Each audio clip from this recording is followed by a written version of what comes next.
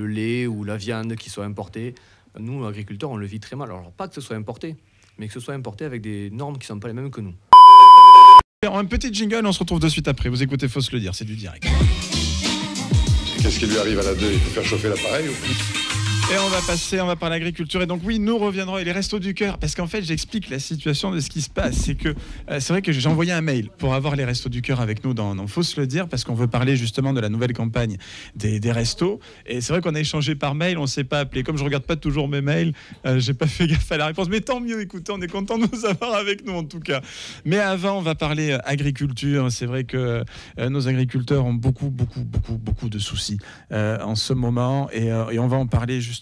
Nous avons avec nous sur le plateau, il est là en direct, Mathieu Maronès qui est là. Bonsoir. Bonsoir. Bonsoir Déjà, à vous et merci de nous recevoir. Enchanté, c'est avec un vrai plaisir qu'on vous reçoit. Ça fait un moment justement que je voulais faire revenir les agriculteurs dans Faut se le dire, parce que vous avez un métier plus qu'essentiel. C'est pas compliqué, sans vous déjà la France aurait une autre tête. Et en plus on ne saurait pas quoi manger, on ne saurait pas comment vivre normalement. Et voilà, l'agriculture, ça devrait être une priorité nationale, mais je crois qu'ils ont d'autres priorités en ce moment. Donc on vous a vu... non mais c'est vrai. On vous a vu dans Toulouse, pour une manifestation, tout simplement, parce que pour vous faire entendre. Alors comment s'est passée cette journée? Lentement. Lentement. C'est vrai, lentement. C'est fini lentement. C'est vrai. Elle a commencé, non, ça avait bien commencé. C'était une manifestation somme toute normale, comme on en a fait plusieurs au centre de Toulouse, et puis ça a dégénéré. Les réponses qui nous ont été apportées n'étaient pas les bonnes.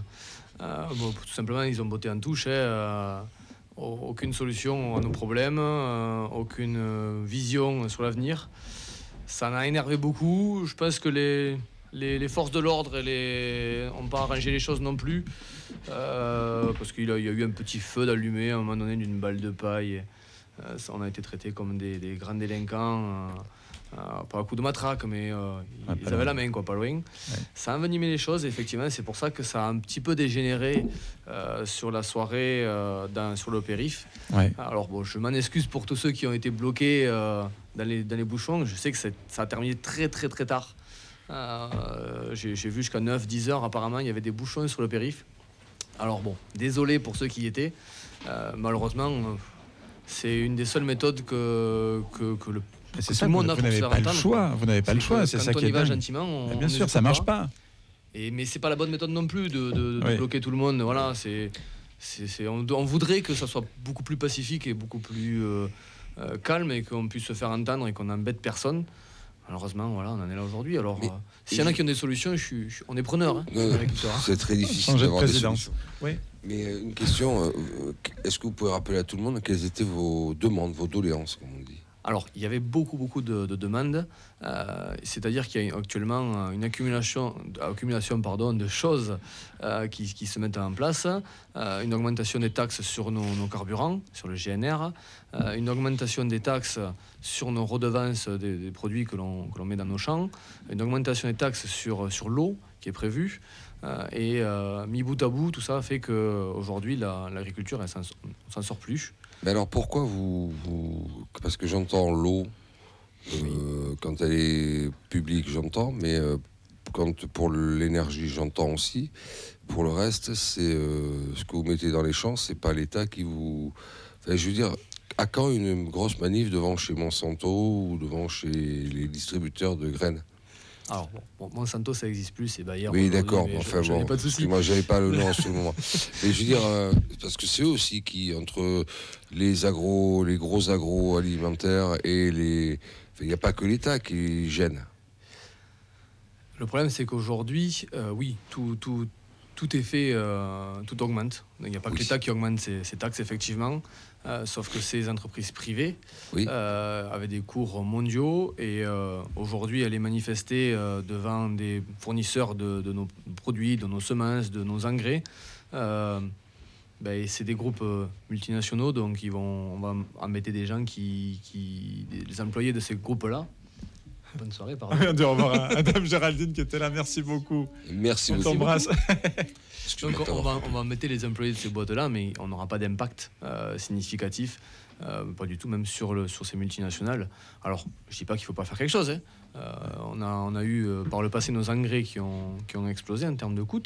On avait fait des manifestations sur les sites de Yara. Voilà. Mais aujourd'hui, on a plus facilement à aller chercher sur l'État qui peut actionner beaucoup plus facilement qu'un groupe multinational. Et la redevance sur l'eau, alors l'eau publique, vous parliez, il faut savoir que même sur nos lacs privés, on paye une redevance pour l'eau qui tombe du ciel. D'accord. Mais c'est bien de le dire à tout le monde parce que tout le monde ne voit pas tout ce à quoi vous avez affaire en face à vous. Parce qu'on ne se doute pas de tout, on ne connaît pas tout, effectivement. Donc, c'est pour ça que je me permettais de vous poser des questions. Pareil, aller devant le siège de chez Leclerc, parce que, bon, Monsieur Leclerc se permet de donner des leçons d'économie à tout le monde en expliquant ce qu'il faut faire. Lui, le premier, il vous étrangle. Il vous étrangle à distance, mais il vous étrangle. J'ai rien contre lui directement, mais qu'il arrête de nous donner des leçons d'économie. Je n'ai pas dit que j'étais meilleur que lui. Je ne suis pas entrepreneur comme lui. Par contre, je sais qui il étrangle, dont vous. Quand je dis vous, c'est vous, monsieur, et tous ceux qui sont dans l'agriculture, bien évidemment. Donc, et là, il y a une multinationale peut-être, mais qui est bien française. Oui.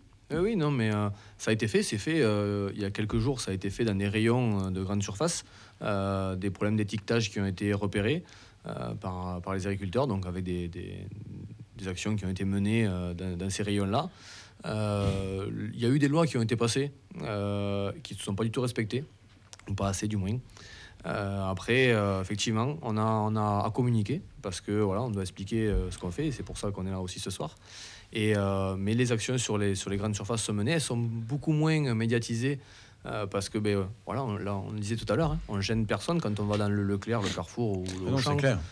Retirer des produits qui sont en concurrence déloyale avec nos produits français, ça passe dans un encart tout petit sur les journaux. Et puis, c'est ça, comment vous le vivez, ça, ce côté où, parce que moi j'aime bien la mondialisation, c'est fabuleux, on vous donne des leçons à vous sur comment vous devez faire de l'agriculture, mais on prend de la viande. Là, j'ai vu, c'est quoi là, qu'on va encore faire du lait qui vient de Nouvelle-Zélande. Non, mais à un moment donné, qu'ils aillent tous se faire foutre, pardon, moi j'ai pas de filtre, j'ai plus de filtre en ce moment, mais c'est quand même hallucinant quand même. On nous dit faites attention, chauffez-vous à 19, donc mais on va faire venir des bateaux qui vont venir de Nouvelle-Zélande, et vous, pendant ce temps, le lait, tout ça, enfin... Donc, il faut savoir que 50% de notre nourriture est importée. Donc aujourd'hui, parce qu'elle est traitée de libre-échange, parce que nous aussi on vend notre production. Hein. Ouais. Donc voilà, si on devait consommer tout ce qu'on produit en France, ça serait faisable, mais les commerces internationaux ne nous permettent pas de faire ça. Malheureusement, effectivement, vous disiez, le lait ou la viande qui soit importée, nous, agriculteurs, on le vit très mal. Alors, pas que ce soit importé, mais que ce soit importé avec des normes qui ne sont pas les mêmes que nous. Le problème, il est là. C'est qu'on produit à l'autre bout de la terre avec des normes...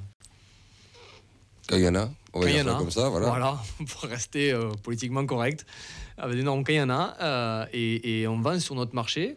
Et ça, c'est problématique pour nous.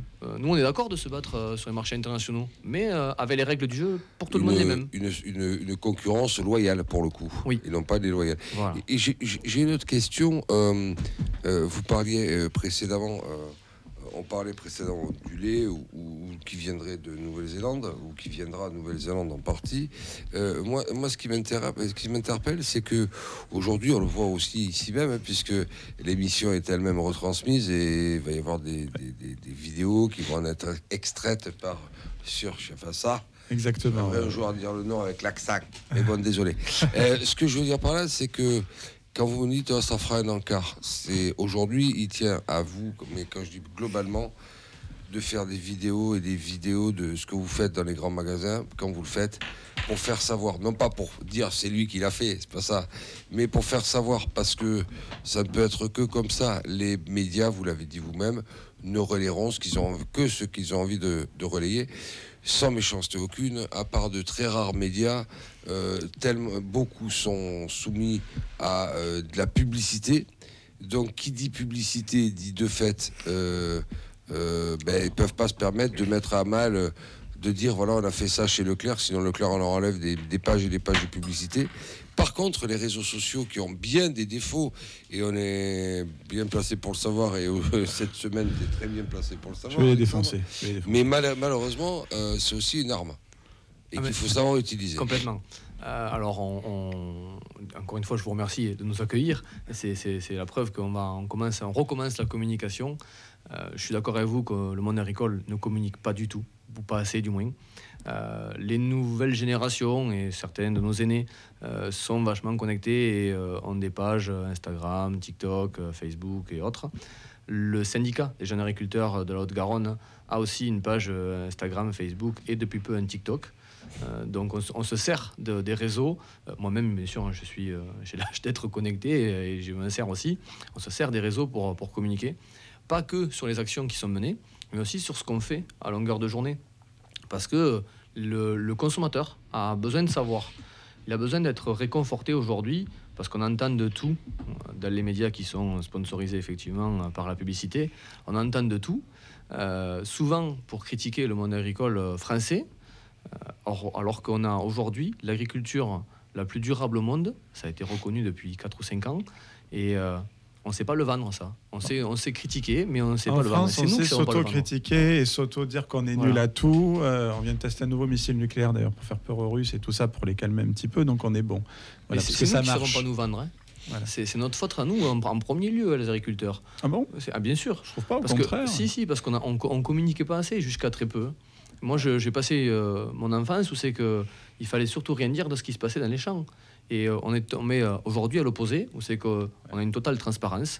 Moi, je vous dis, nos fermes sont ouvertes. N'hésitez pas à aller rencontrer un agriculteur. Quand vous le voyez dans le champ, au lieu de lui faire des gestes obscènes, allez le voir, posez-lui la question de ce qu'il fait, pourquoi il fait, et je vous garantis que 9 fois sur 10, vous tomberez sur quelqu'un de très sympa. Il y a des gens qui vous attaquent aujourd'hui, Ça arrive, alors beaucoup plus en périphérie de ville. Ouais. On a eu les agressions, c'est pas non plus quotidien, hein, mais il y a eu quelques agressions.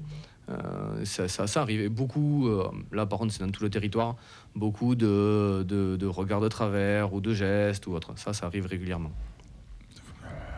On aurait les plaques d'immatriculation. Oh non, on n'est pas à ce niveau-là quand même. Non. Puis on s'est passé à autre chose aussi. Faut pas focaliser. Ouais. Non mais c'est quand même dingue. Voilà. Non mais les policiers, les ambulanciers, les agriculteurs, les professeurs, les gens dans une salle des fêtes. Et le problème c'est qu'aujourd'hui, quoi que vous fassiez, en fait, dès que vous faites quelque chose, vous dérangez. Nous, on fait de la poussière, on fait du bruit, et ça dérange. Et les gens ne supportent plus d'être dérangés. On a bien vu, et là je dépasse juste le cadre purement agriculture, quand il y a eu la honte que certains de nos concitoyens m'ont fait ressentir, et je pense bien ici autour du plateau, quand il y a eu certains concitoyens qui ont acheté une maison à la campagne et qui se sentaient, comment on appelle ça, gênés par le cri du coq ou le bruit du tracteur parce que le mec avait son champ à côté, mais il travaille. Mais ils avaient acheté la maison pour être au calme et il s'avérait que ça sentait l'étable ou le coq chantait trop fort. Non mais attends, tu rêves quoi. Non mais c'est quand même aller devant les tribunaux, ce genre de conneries. Oui. À un moment donné, il faut savoir où on va, quoi. Bien Ou sûr. Alors, il y en avait qui avaient été gênés. Alors, c'est encore autre chose, dans le paysage, par le bruit des cloches, des clochers. Ça fait partie du truc, si t'es gêné. Parce que oui, moi aussi, quand je suis à la campagne, je les entends. Des fois, ça me gonfle. Mais ça fait partie du sketch, quoi. Je veux dire, on sait où on est, quoi. C'est-à-dire, si on n'est pas content, ben, on reste en ville avec... Pourtant, je suis un citadin, mais j'aime bien la campagne. Je vais certainement pas remettre en cause. Et moi, ce qui me faisait halluciner, c'est qu'il y a des cons citoyens, comme ça qui se permettent d'aller dire bonjour à la gendarmerie pour se plaindre de telle ou telle chose de ce type. Donc ça m'étonne pas ce que vous me dites, monsieur, d'être agressé régulièrement, parce que quand on voit qu'il y en a qui sont capables, et pas qu'un, je vais pas dire qu'il y en a eu 50, mais il y a eu à un moment donné, il y a 2-3 ans ou avant le Covid, quoi. Il y a eu 2-3 affaires qui ont fait rire beaucoup de monde, mais quand même, on s'est dit, mais d'où ils se permettent les coqs et tout. Le coq a gagné le procès d'ailleurs. Oui, le coq a gagné pour une fois, la justice a bien fait son travail. Non, mais même, quelle idée. On n'arrête pas de nous dire que la justice est engorgée. Qu'est-ce qu'on va aller engorger la justice avec ça? Si le mec n'est pas content, il va pas à la campagne. Le problème, c'est qu'avant d'aller en justice, il faudrait qu'on rééduque en fait les gens. On est d'accord. À ce que c'est la campagne. aux propriétés privées aussi, parce que Oui, beaucoup pensent que c'est pas. beaucoup pensent que le paysage est tout public et on peut aller où on veut, comme on veut. Des fois, les chasseurs font l'inverse aussi. Ils viennent aussi dans les propriétés publiques. Et alors, pourtant, eux, ils sont de la campagne souvent. Je l'ai vécu en direct. Donc, Pas qu'il y a de moins en moins de chasseurs dans les campagnes. oui, c'est pour ça. Mais enfin, le rare, non, mais ça arrive. Et nous, le problème. agriculteurs, Oui. nous avons aussi besoin quand même de ces gens-là pour réguler le gibier qui est présent dans les campagnes. Mais après, Le effectivement, gibier dans la il y a propriété des cons privée de partout. certains, mais il y a des cons partout, je l'admets. Mais c'est vrai que je suis d'accord, il y a enfin, moi, j'avais été étonné quand j'étais animateur d'être obligé d'amener des petits citadins dans des fermes dites pédagogiques pour qu'ils voient enfin ce que c'est qu'une vache. Une vraie vache, c'est-à-dire un truc qui, voilà, que je parle de petit, hein. Donc, ou de voir une poule, une vraie chèvre. Enfin, et je me dis qu'on en est, enfin, c'est comme disait Coluche, les mecs qui connaissent le poisson, il est carré et pané.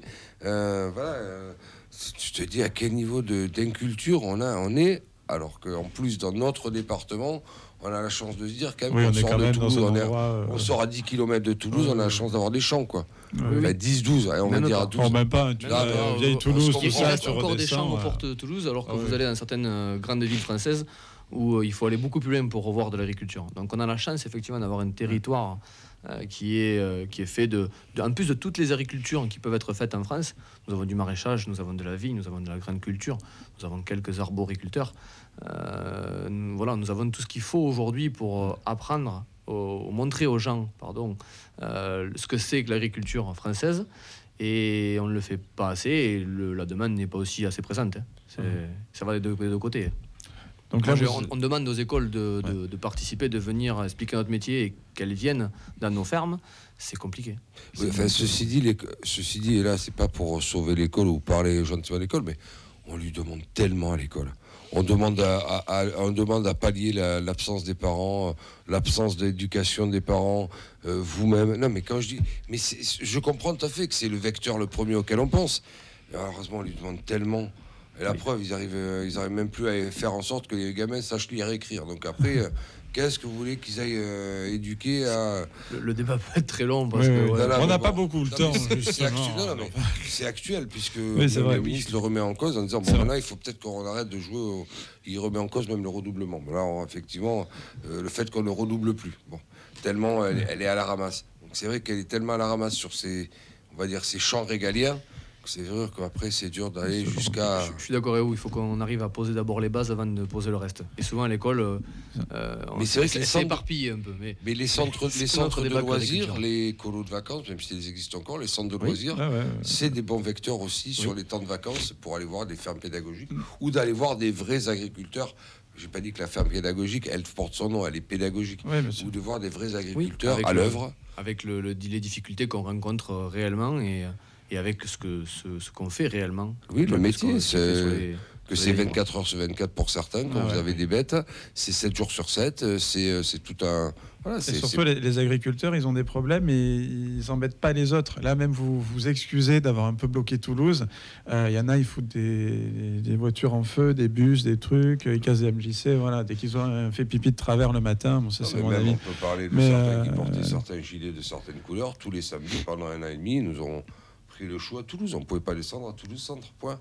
Donc, non, mais au sens... Ça ne nous dérangeait pas, de toute façon, on n'y vient pas. Quand on y vient, ça va être acteur. Et donc, justement, vous y étiez. On les a acceptés. C'est vrai que vous pourriez le faire, mais enfin, ils ne peuvent pas être à la fois non, ils peuvent dans pas leur sur métier et être en train de manifester. Passer une journée comme mercredi, où c'était une journée en plus où il faisait bon à travailler dans les champs, et ces jours-ci, c'est pas tous les jours. Passer une journée entière sur les routes et en ville pour essayer de défendre notre métier, c'est pas un plaisir. J'aurais préféré rester dans mes champs et avec les vaches et avec mes cultures plutôt que de venir. D'abord, c'est pas parce que la ville, je la critique pas, mais si j'ai choisi mon métier d'agriculteur, c'est parce que je préfère être dans mes champs que sur du goudron. Et justement, alors, comment s'est passée cette journée? Bon, vous avez été entendu, pas entendu? Non, du tout. Alors si, bien sûr, on a été entendu. C'est juste qu'il n'y a pas de solution à la porte, quoi. Voilà. On vous écoute, on vous entend, mais merci, au revoir. C'est pour ça que la colère est montée en fin de journée. On ne demande pas à avoir des solutions à tous nos problèmes en une seule journée, mais au moins essayer d'avoir des avancées, même si infimes soient-elles. Mais là, il n'y a rien eu. On nous a dit merci, au revoir. Et ça, c'est pas acceptable aujourd'hui. Mais est-ce que vous croyez que du coup ce métier va disparaître ou pas? J'espère pas.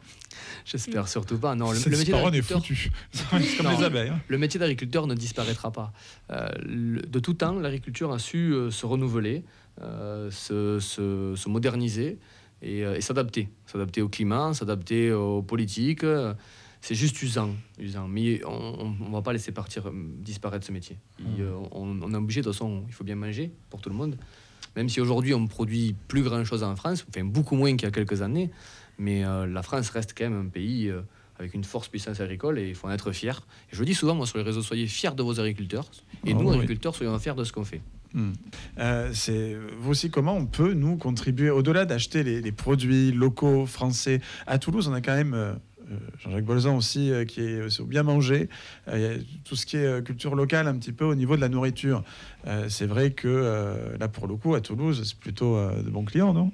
Effectivement, à Toulouse, on a monté plusieurs réseaux de distribution locale, de production. Malheureusement, ils ne sont pas encore assez utilisés. On a l'habitude de dire que sur le trajet qui vous ramène de votre travail à votre maison, en principe, vous avez un paquet de producteurs qui peuvent subvenir à une grande partie de vos besoins. Et la facilité veut qu'on s'arrête aux grandes surfaces et on s'arrête qu'une seule fois à faire le plein et régler. Mais oui, vous pouvez aller voir les producteurs locaux. Il y a des AMAP, il y a des marchés aujourd'hui un peu partout, dans le canton, les week-ends, même en semaine. En semaine, c'est plus difficile pour les gens qui travaillent. Mais le réseau local fonctionne aujourd'hui en Haute-Garonne. Heureusement, parce que la Haute-Garonne, aujourd'hui, est le département de France avec le plus faible revenu par agriculteur. Les Restos du Cœur, alors je les salue et je félicite le métier qu'ils font. Enfin, le métier, c'est pas un métier, mais l'action des Restos du Cœur, je la félicite. Certains agriculteurs sont bénéficiaires du Resto du Cœur aujourd'hui parce que les revenus sont au plus bas. Vous parlez tout à l'heure des denrées qui augmentent et le trou qui a été fait parce que ces denrées ont augmenté. Il faut savoir qu'aujourd'hui, les matières premières agricoles sont en chute libre. Et je vous rejoins tout à l'heure sur Leclerc et les autres qui ne jouent pas le jeu, surtout les agro-industriels, parce qu'aujourd'hui, nos denrées, nos productions sont en chute libre. Et pour autant, le consommateur final ne voit pas le bénéfice de notre perte au final, puisque les prix augmentent, c'est une perte nette pour nous. En bout de chaîne, les prix augmentent. Et les consommateurs, dont je fais partie et dont tout le monde fait partie ici, continuent à payer le plein pot, alors qu'aujourd'hui, 2-3 petits exemples, le tournesol et l'huile que vous utilisez le plus souvent a été divisé par 2 pour nous, prix à la vente. La moyenne, c'est 30-40% de baisse de toutes les céréales, que ce soit le blé, pour faire les pâtes, pour faire le pain. Et c'est 30-40% de diminution en 12 mois. Et aujourd'hui, on voit que ça ne se retrouve pas derrière aux consommateurs. Et ça aide pas à ce que ça aille mieux au niveau des Restos du Cœur, que ça aille mieux au niveau des consommateurs particuliers, que ça aille mieux pour tout le monde. C'est parce que certains ne jouent pas le jeu. On voit bien, je prends un exemple bête, mais le prix de la baguette, par exemple. Alors, au début, c'était parce que le blé avait flambé, il fut un temps, au moment de l'Ukraine. Après, parce que l'énergie a flambé, donc oui, ok, tout le monde augmente. Et puis là, l'énergie s'est stabilisée, même si elle a augmenté. Le blé descend depuis 12 mois, comme vous dites, et non. Le prix, j'ai rien contre nos amis boulanger, c'est pas ça, mais à un moment donné, il faudrait que tout le monde joue le jeu, quoi. C'est un exemple, effectivement. Pour les consommateurs. C'est d'accord. C'est un exemple parmi tant d'autres. On peut se passer de pain, mais enfin, voilà, ça fait drôle, quoi. Oui, non, on paye quand même aujourd'hui la baguette 8 francs, quoi, pour ceux qui se rappellent des francs. Je m'en rappelle. Ça calme, voilà. On avait un paquet de bonbons à l'époque avec 8 francs. Oh là là, avec 8 francs. Putain, c'est vrai. Hein. C'est bien, Laurent. C'est malheureux. C'était bien avant les années 2000. Non, mais c'est juste pour c'est vrai que c'était bien. Non, c'est hallucinant de payer 200... Je crois que c'est 200 grammes, ou 250, la baguette. C'est 200 grammes. À Paris, c'était 250, mais c'est passé à 200. Voilà, oui, parce que là aussi, ils font du... Je ne sais plus comment ils appellent ça. Ils diminuent la quantité et ils laissent le même prix. Voire ils l'augmentent. Donc au kilo, ça fait des prix qui explosent. Et l'huile, pareil, quoi. On aurait dit que c'était... heureusement que pour certains, on dirait que l'Ukraine a été la bénédiction absolue. Même la moutarde, elle manquait. Alors, on a appris après que c'était par le Canada. Mais tout était la faute, non pas du conflit, mais de la guerre. Et tout. Non, mais ça va, à un moment donné, on est quand même des consommateurs. On a la chance de ne pas avoir besoin et donc de pouvoir donner au Resto du Cœur. Mais quand même, je veux dire, à un moment donné, c'est pas possible, quoi. Il y a quand même, C'est une catastrophe, au-delà de la catastrophe sur l'agriculture, parce qu'il faut arrêter de se centrer sur nous-mêmes. Non, mais là, c'est pas mal. C'est une catastrophe nationale aujourd'hui. Oui, tout à fait. Nationale aujourd'hui, parce que moi je parle de nourriture et là on parle de dons de nourriture, donc ça va ensemble et ça prouve bien que le problème, il n'y a pas qu'un seul problème, il y en a trop aujourd'hui à résoudre. Oui, j'ai l'impression que c'est un petit peu tout en France. C'est vrai qu'on devait avoir une grosse partie où on revenait sur l'actu, mais comme la semaine prochaine, ça aura avancé sur une certaine enquête dans un assassinat qui a été commis dans la Drôme et que les illuminations de Noël de la ville de Nantes ne bougeront pas d'ici la semaine prochaine. Je pense qu'on pourrait revenir la semaine prochaine. J'ai des petits coups de gueule à passer, puis des rigolades aussi. C'est marrant, on avait à peu près le même, mais bon. Ah oui. Oui. Sur les fêtes de Noël. Non, qui ne s'appellera plus Noël d'ailleurs. Qui s'appellera plus Noël, non. C'est ça qu'il faut halluciner. Non, ce qui est génial, c'est qu'en plus ça divise pas du tout. C'est chouette, c'est pile le bon moment pour faire ce genre de truc. C'est pas clivant. C'est vrai que surtout personne n'avait rien demandé. Oui, voilà, c'est ça qui est énorme. C'est qu'à chaque fois qu'il y a, pardon, je vais parler en même temps, encore me défoncer, mais c'est pas grave.